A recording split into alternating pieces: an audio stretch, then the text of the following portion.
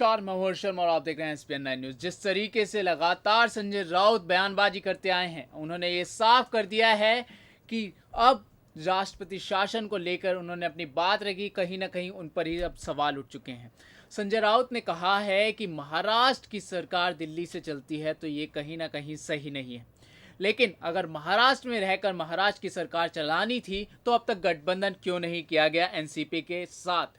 ये बड़ा सवाल उठ के आ रहा है और इसी के बीच चर्चा में आज हमारे साथ जुड़ रहे हैं अमन जी क्या कहते हैं? जिस तरीके से संजय राउत लगातार बड़े बड़े सवाल उठाते हैं, कहीं ना कहीं यह बात आ चुकी है कि अगर तुम्हें इस तरीके की सरकार नहीं चाहिए थी तो गठबंधन करते एनसीपी और कांग्रेस के देखिए, साथ। बिल्कुल। और वही बात है कि जो लगातार बात शुरुआत से हो रही है कि सरकार तो बनाना चाहते हैं, लेकिन किससे बनाना चाहते हैं, कैसे बनाना चाहते हैं, कोई इसकी तय सीमा नज़र नहीं आती, कोई इसका तय आधार नज़र नहीं आता। क्योंकि संजय राउत ये वही हैं जब लगातार कह रहे थे कि 170 विधायक हमारे पास मौजूद हैं, हम चाहें तो आज सरकार बना सकते हैं। वहीं फिर एनसीपी मना कर देती कि भाई हम फिलहाल आपके साथ आने को तैयार नहीं, क्योंकि आपकी जो जो पार्टी है वो सगी साथी तो आपकी बीजेपी है, तो आप उनके पास जाइए, सरकार बनाइए। लेकिन फिर वही बात मसला फंसता है मुख्यमंत्री को लेकर। तो लगातार जो ये 14-15 दिन की जो लगातार एक तरीके से रस्साकशी चली है, लगातार जो आपस में मनमुटाव चला है और लगातार जो कुछ पदों को लेकर अडिग रहने की होड़ चली है, उसने कहीं ना कहीं महाराष्ट्र को लाकर वहाँ पर खड़ा कर दिया, जहाँ पर राष्ट्रपति शासन वहाँ पर लगने की लगभग संभावना जो वो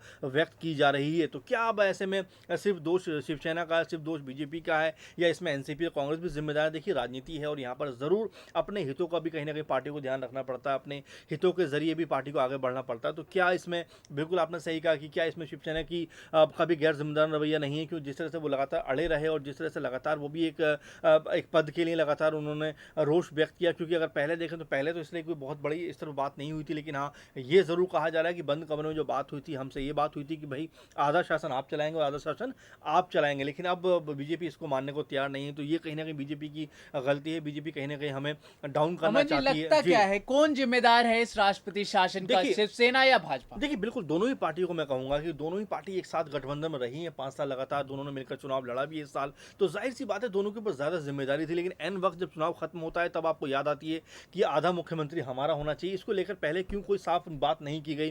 पहले क्यों कोई साफ नियत से आपने कोई फैसला नहीं किया? क्यों इसको इस तरह से उलझा कर रखा और लगातार जो है मसले को आपने एक दूसरे के ऊपर टाल-मटोल वाला रखा? लेकिन जब अब नतीजे सामने आ गए, आपको सीटें मिल गई, उसके बाद आपने इस मुद्दे को इतना जो ज़ोर-शोर से उठाया कि शायद ये अभी तक भी उसकी गूंज थमने का नाम नहीं ले रही। तो क्या ये पहले भी हो सकता था? क्या ये मुमकिन पहले भी नहीं हो सकता था? तो इस तरह के लगातार सवाल है। तो बिल्कुल मैं ये कहना चाहूँगा कि शिवसेना और बीजेपी को ज़रूर इस मुद्दे को पहले सुलझाना चाहिए था। और खासकर अगर राष्ट्रीय शासन लगता है तो इसमें शिवसेना और बीजेपी दोनों बराबर की जिम्मेदार होंगी। अमन जी, अगर बात करी जाए, फडणवीस अब तक ये कह रहे हैं कहीं ना कहीं झूठी बातें कर रही थी शिवसेना। जिस तरीके से लगातार बातें सामने आई, 50-50 का जो मामला था, उन्होंने कहा कि ये झूठी बातें हैं, कुछ नहीं है इसके लिए। जी। तो फडणवीस साफ इनकार कर रहे हैं अब भी शिवसेना के 50-50 मामले देखिए, पर। बिल्कुल अगर बात करें, बिल्कुल हर्ष में कोई संकोच की बात नहीं है कि अगर अब बीजेपी और शिवसेना की बात करें कि दोनों ने हमेशा इस बात को रखा है, जहां बीजेपी ये कह रही है कि भाई हमें पूरा कार्यकाल करना हमारे मुख्यमंत्री के साथ में, और हमारे मुख्यमंत्री देवेंद्र फडणवीस हैं। तो वहीं लगातार शिवसेना ये कहती हुई नजर आ रही है कि भाई आप हमें आधा राज करने दीजिए, क्योंकि लगातार हमने आपको मौका दिया है। और जाहिर सी बात है, आदित्य ठाकरे के ऊपर नाम पे मोहर लगाने की बात लगातार शिवसेना की तरफ से होती रही है। संजय राउत लगातार इसको बोलते हैं, लगातार इसके ऊपर बयानबाजी करते रहे, लेकिन बीजेपी ने इसके ऊपर कुछ भी स्पष्ट नहीं किया। और सबसे महत्वपूर्ण बात हर चीज़ में ये भी है कि जो पार्टी का आला कमान जहाँ पर ज़्यादा निकल कर सामने आना चाहिए, ज़्यादा उनके इसमें भागीदारी होनी चाहिए थी, वो नज़र नहीं है। वो पूरी तरह से वो नदारद रहे। हालांकि दिल्ली में आकर मीटिंग्स का दौर चलता रहा, लेकिन खुलकर सामने नहीं आया। क्योंकि जिस तरह से हमने हरियाणा में देखा कि तुरंत अमित शाह मीटिंग करते हैं जेजेपी प्रमुख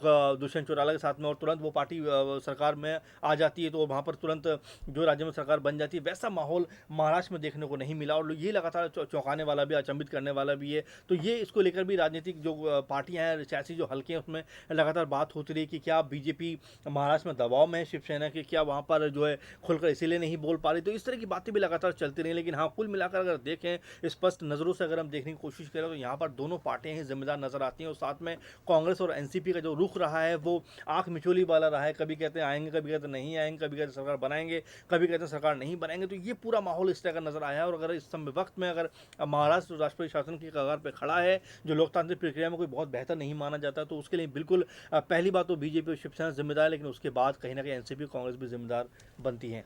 धन्यवाद अमन जी। तो बिल्कुल सही कहा आपने कि कांग्रेस एनसीपी भी सामान्य जिम्मेदार है, क्योंकि जिस तरीके से भाजपा और शिवसेना की गठबंधन की बातें सामने आ रही थी, उसी तरीके से एनसीपी कांग्रेस और शिवसेना के गठबंधन की बातें भी लगातार सामने आई हैं। तो कहीं न कहीं जिम्मेदार चारों पार्टियां हैं, जो महत्वपूर्ण पार्टियां हैं, लगातार सामने आई, गठबंधन की बातें रखी, लेकिन गठबंधन नहीं हुआ। इन सब की जिम्मेदार ये पार्टियां हैं और कोई नहीं। तो राष्ट्रपति शासन लगने के कहीं ना कहीं जिम्मेदार चारों प्रमुखों की पार्टी हैं। अब देखना होगा राष्ट्रपति शासन से पहले क्या कोई गठबंधन हो पाता है या नहीं। तब तक के लिए बने रहें हमारे साथ SPN 9 न्यूज़ पर। धन्यवाद।